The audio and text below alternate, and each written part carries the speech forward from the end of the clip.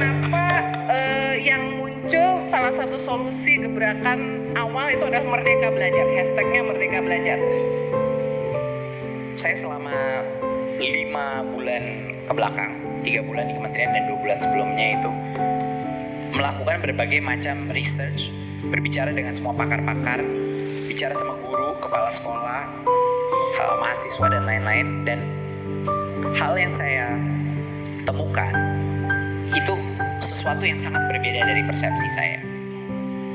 Bahwa sebenarnya dulu saya kira itu pendidikan itu seperti suatu sistem manajemen yang bisa dikasih insentif sama disinsentif. Lalu kalau kita ada metrik-metrik yang jelas dan kita menginsentifise metrik-metrik itu, secara otomatis itu akan menimbulkan sistem pendidikan yang baik.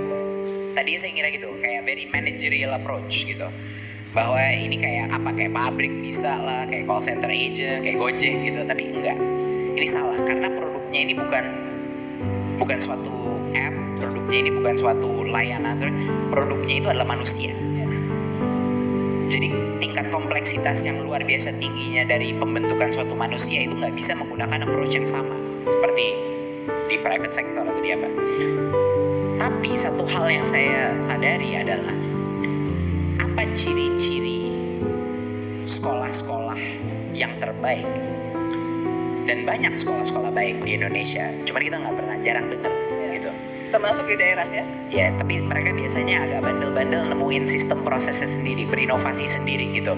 Keluar dari jalur-jalur sendiri untuk menemukan titik temunya sendiri yang pas buat siswa-siswinya.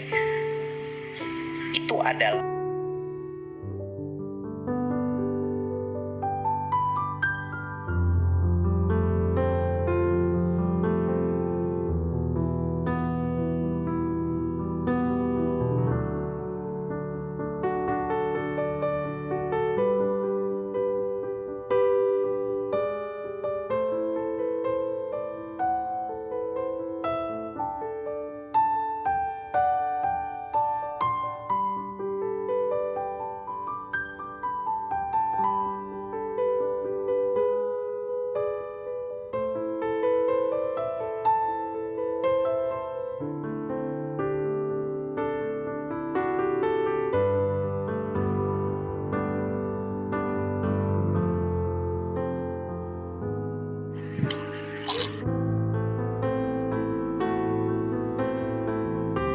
Selamat pagi Bapak dan Ibu semuanya. Selamat pagi. Semoga kita masih dalam keadaan sehat untuk boleh menjalani pelatihan LMS kali ini. Nah, pagi ini kita akan diisi pelatihannya oleh Ibu Dwi Anggi. Maka sebelum kita memulai pelatihan ini, kita akan mempersiapkan kelas kepada Ibu Ketua Kelas, Ibu Rehelina Purba. Kami persilahkan.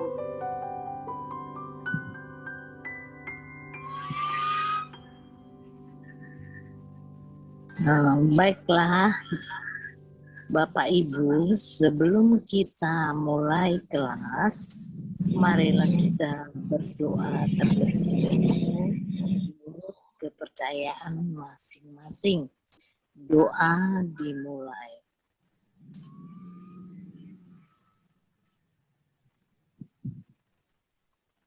Doa selesai. Terima kasih Ibu Rehelina. Nah, untuk pembelajaran kali ini saya kembalikan kepada Ibu Dwi Anggi. Silahkan Bu menyajikan materinya kepada kami.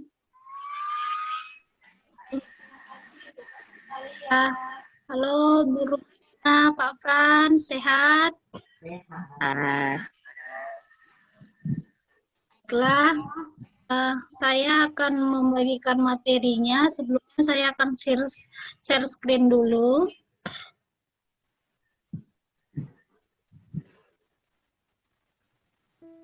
Baik, ini adalah materi yang akan saya jelaskan.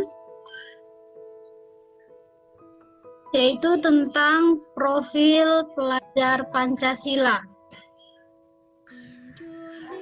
Kita ketahui profil Pancasila itu memiliki latar belakang yang pertama, yaitu profil Pancasila. Profil pelajar Pancasila merupakan upaya menerjemahkan visi dan tujuan pendidikan yang telah dirumuskan dalam undang-undang dan cita-citakan para pemimpin bangsa ke dalam lembaga pendidikan serta visi misi presiden. Visi dan tujuan pendidikan bisa kita lihat di Undang-Undang Dasar tahun 1945. Fungsinya adalah mengembangkan kemampuan dan membentuk watak serta peradaban bangsa yang bermartabat dalam rangka mencerdaskan kehidupan bangsa, bertujuan untuk berkembangnya potensi peserta didik agar menjadi manusia yang beriman dan bertakwa kepada Tuhan Yang Maha Esa, berakhlak mulia, serta berilmu, cakap, kreatif, mandiri, dan menjadi warga negara yang demokratis, serta bertanggung jawab. Dalam profil Pancasila, kita memiliki 6 karakternya, yaitu beriman, bertakwa kepada Tuhan Maha Esa, dan berakhlak mulia. Yang kedua, berkebinekaan global. Yang ketiga, mandiri. Yang keempat, bergotong royong. Kelima, bernalar kritis. Dan yang keenam, kreatif. Kita akan membahas satu persatu profil pelajar Pancasila. Yang pertama itu adalah beriman, bertakwa kepada Tuhan Yang Maha Esa, dan berakhlak mulia. Pelajar Indonesia yang beriman, bertakwa kepada Tuhan Yang Maha Esa, dan berakhlak mulia adalah pelajar yang berakhlak dalam hubungannya dengan Tuhan Yang Maha Esa. Ia memahami ajaran agama dan kepercayaan, serta menerapkan pemahaman tersebut dalam kehidupannya sehari-hari. Ada 5 elemen kunci beriman, bertakwa kepada Tuhan Yang Maha Esa, dan berakhlak mulia. Yang pertama ada akhlak beragama, yang kedua akhlak pribadi, yang ketiga akhlak kepada manusia, yang keempat akhlak kepada alam, dan yang terakhir adalah akhlak bernegara. Selanjutnya adalah berkebinekaan global. Pelajar Indonesia mempertahankan budaya luhur, lokalitas, dan identitasnya, dan tetap berpikir terbuka dalam berinteraksi dengan budaya lain, sehingga menumbuhkan rasa saling menghargai dan kemungkinan terbentuknya dengan budaya luhur yang positif dan tidak bertentangan dengan budaya luhur bangsa. Elemen dan kunci kebinekaan global meliputi mengenal dan menghargai budaya, kemampuan komunikasi interkultural, dan berinteraksi dengan sesama, dan refleksi dan tanggung jawab terhadap pengalaman kebinekaan. Selanjutnya yaitu adalah mandiri. Pelajar Indonesia merupakan pelajar yang mandiri, yaitu pelajar yang bertanggung jawab atas proses dan hasil belajarnya. Elemen kunci dari mandiri diri dari kesadaran akan diri dan situasi yang dihadapi, serta regulasi diri. Lalu yang selanjutnya itu adalah bergotong royong. Seperti yang kita tahu, bergotong royong ini adalah pelajar Indonesia yang memiliki kemampuan bergotong royong, yaitu kemampuan untuk melakukan kegiatan secara bersama-sama dengan sukarela agar kegiatan yang dikerjakan dapat berjalan mudah dan ringan. Elemen-elemen dari bergotong royong adalah kolaborasi, kepedulian, dan berbagi. Selanjutnya yaitu adalah bernalar kritis. Pelajar yang bernalar kritis mampu secara objektif memproses informasi baik kualitatif maupun kuantitatif, membangun keterkaitan antara berbagi informasi, menganalisis informasi, mengevaluasi, dan menyimpulkannya. Elemen-elemen dari bernalar kritis adalah memperoleh dan memproses informasi dan gagasan, menganalisis dan mengevaluasi penalaran, merefleksi pemikiran dan proses berpikir, dan mengambil keputusan. Lalu yang selanjutnya adalah kreatif. Pelajar yang kreatif mampu memodifikasi dengan menghasilkan sesuatu yang orisinal, bermakna, bermanfaat, dan berdampak. Elemen kunci dari kreatif terdiri dari menghasilkan gagasan yang orisinal serta menghasilkan karya dan tindakan yang orisinal. Nah, jika disimpulkan seperti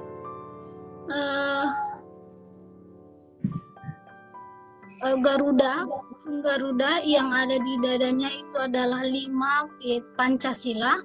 Begitu juga lah pelajar Indonesia, ya.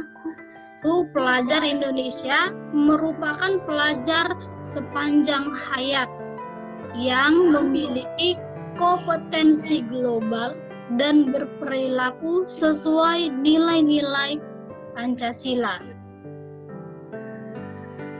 Yang materi yang saya bawakan untuk pagi ini, jika ada saran ataupun ada pertanyaan dari Bapak Ibu sekalian, boleh disampaikan. Jika ingin, silakan. Mohon izin bertanya, Bu Anggi. Iya Pak, Pak Frans. Iya, silakan Pak. Ya, terima kasih. Dari materi yang sudah disampaikan itu sangat baik, sangat bagus. Tapi dari materi itu ada yang saya tangkap ini yang mau saya tanya, dan karena saya belum memahaminya, yaitu pertanyaan saya begini: bagaimana ciri-ciri pelajar yang bernalar kritis agar kami bisa membedakannya ketika kami berada di sekolah masing-masing? Terima kasih, Bu Anggi. Nah, dalam pelajar Pancasila, yaitu bernalar kritis, itu contohnya ya Pak, itu adalah ciri-ciri seperti tidak takut, lalu berani bertanya, lalu kreatif otomatis ya kan, kemudian memiliki ide dan gagasan itu, dan yang terakhir itu sanggup menyelesaikan masalah secara sistematis. Nah, itu adalah ciri-ciri pelajar yang mampu bernalar kritis. Seperti itu, Pak. Ya, bagaimana Pak kira-kira jawaban saya? Ya, terima kasih Bu Anggi atas jawabannya dari pertanyaan yang saya sampaikan. Terima kasih banyak. Demikianlah. Jika ada lagi yang bertanya, tidak ada Bu. Baik, demikian materi yang saya sampaikan. Saya kembalikan kepada Ibu moderator. Baik, terima kasih Bu Anggi buat penyajiannya. Jadi Bapak Ibu sekalian, bisa kita simpulkan dalam tujuan pendidikan nasional itu pencapaiannya adalah profil pelajar Pancasila, di mana profil pelajar Pancasila ini memiliki 6 sikap dia ya. Yang pertama itu adalah berketuhanan yang Maha Esa dan berakhlak mulia. Yang kedua berkebinekaan global. Yang ketiga memiliki sifat mandiri. Yang keempat mampu bergotong royong. Yang kelima bernalar kritis. Seperti yang ditanya Bapak Frans tadi, bernalar kritis berarti ketika di dalam sekolah siswa itu mampu memproses informasi yang dia terima, baik itu secara kualitatif maupun kuantitatif, dia bisa mengolah, memikirkan tindak lanjutnya bagaimana, apakah informasi yang diterima benar, mungkin seperti itu ya Bu ya. Dan yang terakhir itu adalah kreatif, menjadi pribadi yang kreatif.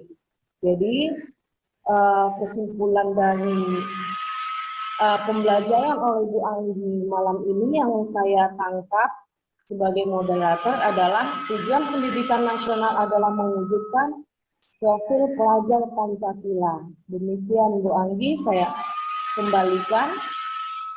Apakah kita langsung menutup pembelajaran kali ini Bu Anggi? Sudah cukup Bu.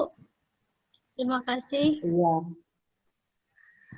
Kalau begitu kami kembalikan kepada ketua kelas sebagai petugas, kepada Ibu Lenilina, kami persilakan.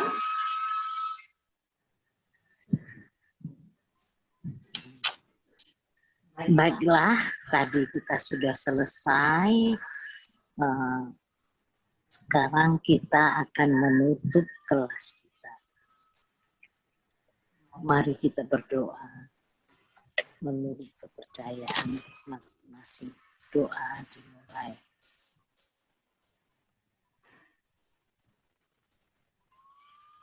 Doa selesai. Terima kasih Bapak dan Ibu. Terima kasih. Sampai ketemu Kita lagi. lanjutkan lagi besok ya Bu. Kita sehat-sehat ya Terima Bu. kasih. Pak. Bye. Bye.